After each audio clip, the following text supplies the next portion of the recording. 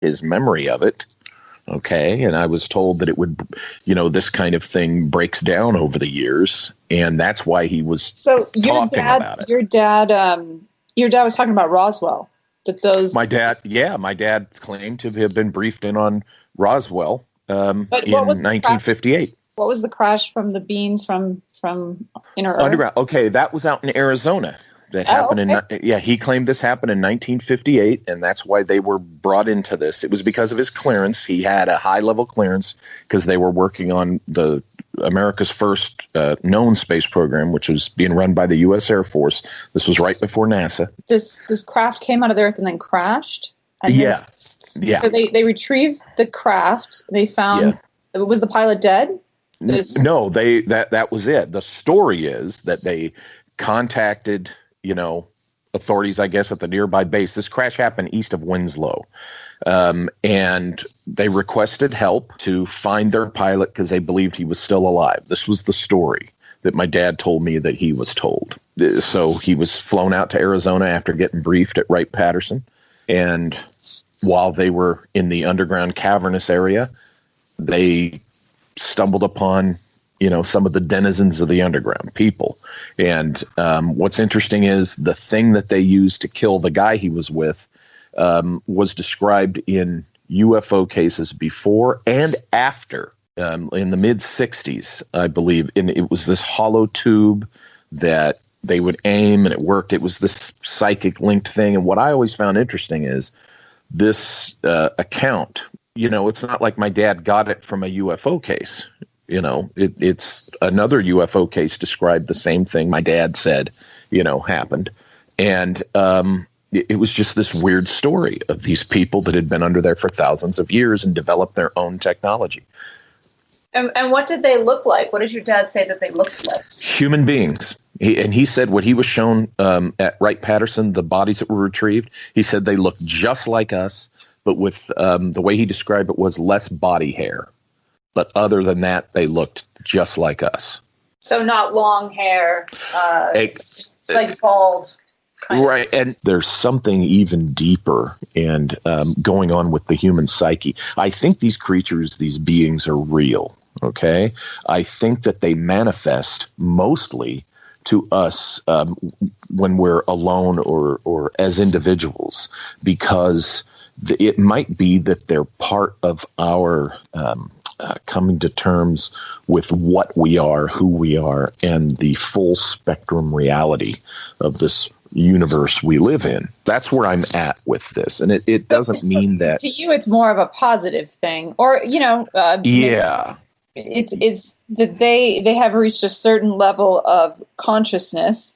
Mm-hmm. And when you do that on the surface here, then they can communicate. Yeah, they'll manifest or communicate. They'll manifest. Mm-hmm. Oh, so they manifest from inner Earth to surface. Well, yeah, they'll emerge from their world and interact with you. There's going to be some that would not have our best interests, would not and might get something out of being belligerent towards us. We always have to be cautious with these things. And what I don't like to see are when people are being just embracing everything as if, again, they're always going to be our friends. And that's not wise. No. Have you been in touch with one of them? I have seen, and I've written about this since, but a few years back, I was going, heading up to the store one evening with a family member, and we both saw this winged humanoid, I kid you not, swoop across we're driving up the street, it swooped across our field of vision right in front of the vehicle. It was startling. And before I could say, did you see that? The person I was with said, what the heck was that? And I said, you saw that? And she said, yeah. I had her describe it before I described what I saw to make sure that, we saw the same thing. And another incident, my one UFO encounter, bona fide UFO encounter, it was with this family member's boyfriend came in, from work late at night and said, hey, come out and look at this thing over the house. And I came out and there it was, just staying stationary right over the house.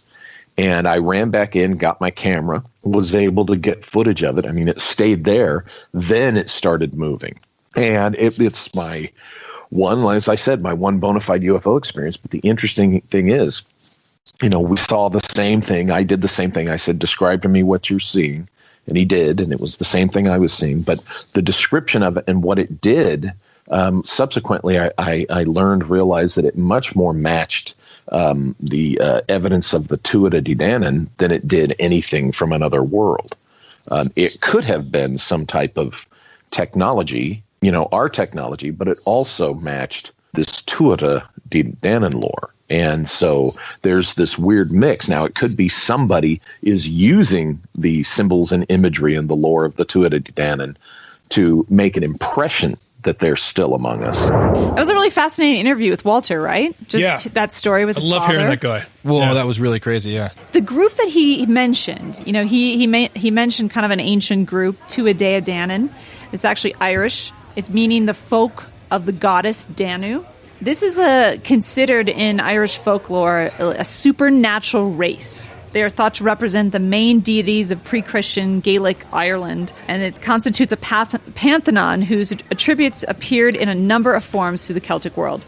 They're otherworldly. They come from another world. They interact with humans and the human world. They are associated with ancient passages and tombs, so caves, right? Huh. They're also connected to portals to other worlds, possibly the inner world. They're often depicted as kings and queens and heroes of the distant past, and they have supernatural powers.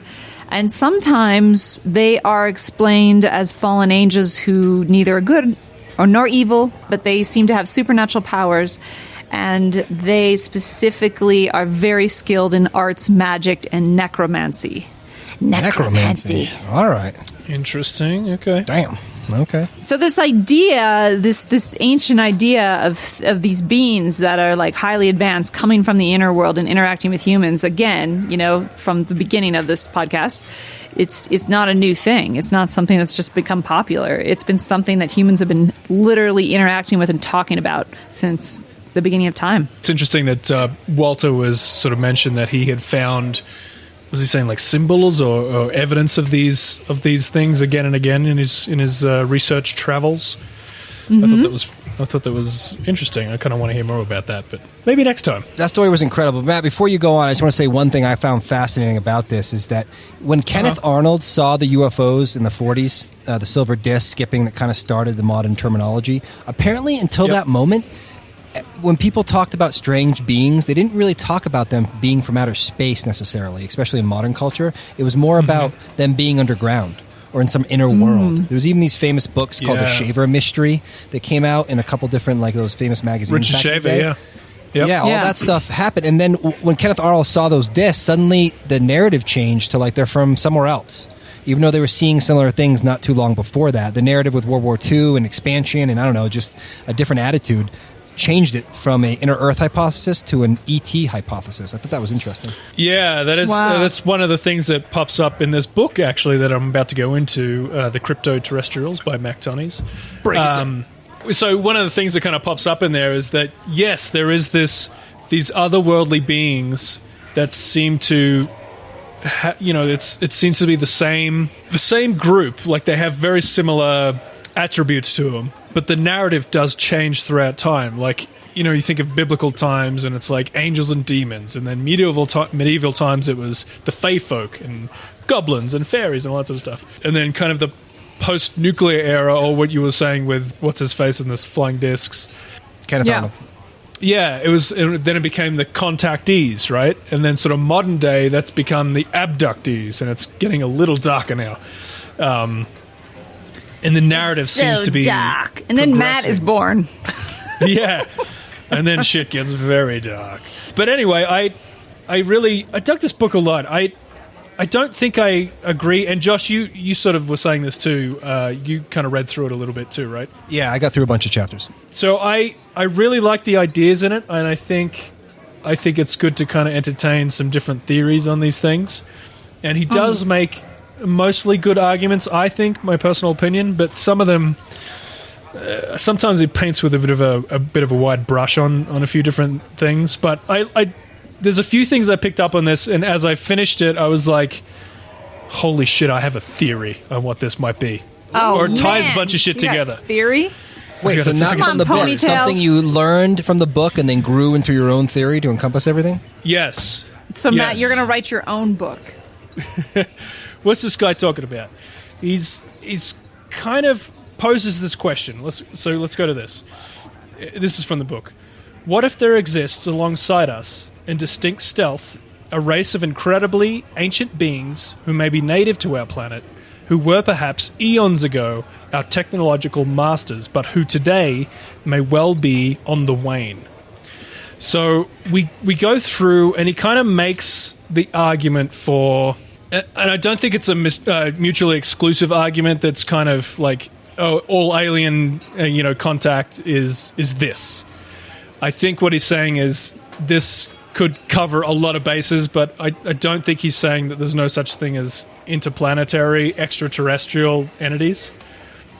I think he's saying that... Good, because I'd have a problem with him. Yeah, I think he's saying that there's a group who are masquerading on that whole theory for a specific agenda. They're pretending to be these aliens. So I have to stop telling people that I'm an inner Earth being? Is that what you're saying? Like people are... Yeah, I'd go with reptilian. Yeah. Oh, that's not very nice. No, go with Nordic or something hot. Yeah, I'm Don't go with Nordic. Nordic, yeah, that's what I meant. Do they make brunette Nordics? No, you're definitely not a Nordic. No. Maybe You'll some have sort to of go, hybrid. There you go. Maybe I'm like Yeah. an elf. Okay, go ahead. Sorry. All right. So basically, the idea is that they, like I said, they masquerade using this UFO appearance, but it's in order to hide because they're a race of beings that apparently, like you said, have lived among us. They look like us. They pass for us. They're not exactly like human. I guess there's different sections in the book where he describes, different sort of beings that are human-like, but not quite. Like you notice there's something a little off about them. So why would they hide from us? Is it that we kind of pose a threat, or why the subterfuge? So he says, if alien encounters were the work of some godlike artificial intelligence, an omnipresent peacemaker sowing memes into an effort to ensure the evolution confirmed to some unknown alien ideal, then we might reasonably expect it to remain hidden. So they're hiding from us, right? But I mean, what's his hypothesis on what are these things doing, and what's their story? So he says, I propose that at least some accounts of alien visitation can be attributed to a humanoid species indigenous to the Earth, a sister race that has adapted our numerical superiority by developing a surprisingly robust technology. The explicitly reproductive overtones that color many encounters suggest that these indigenous aliens are imperiled by a malady that has gone uncured throughout the eons we have coexisted. Driven by a puzzling mix of hubris and existential desperation, they seek to perpetuate themselves by infusing their gene pool with our human DNA. Oh, that sounds familiar. So basically he's saying, and this was one thing about the book that I found like a little hard to get through sometimes. Like he repeats the same theory over and over again, and I guess he's trying to like really drive the point home, but at the same time you're like, all right, I get it. But that's interesting because in Walter's interview, he does say that this is why he feels like the genome project that's going on the planet about people getting their DNA tested, they're looking for a specific unique DNA that he feels is from these inner Earth beings that have already somehow mated without you knowing, because you just think they're human, that they've mixed their blood with you already. They're like looking for it. That was something really interesting he said that matches with what you're talking about. Yeah. Okay. And what those ancient passages were saying. Yeah, right. Yeah. Yeah, there is something to do with, like, I mean, he goes into, like, he talks about, like, David Jacobs and Bud Hopkins and their hypnosis of people, and how they have this whole theory that there's an alien group that are creating hybrids from us, which I think still kind of fits into this theory as well. But, again, with we'll get to that in a second. I'll come back to that. So it was funny, like in this section, it kind of made a lot of sense. Like and this is where I think he kind of paints with a bit of a wide brush, because he explains like a lot of, UFO sightings very much like what he describes as when he gets a little laser pointer and moves it around the room and has his cat chase it.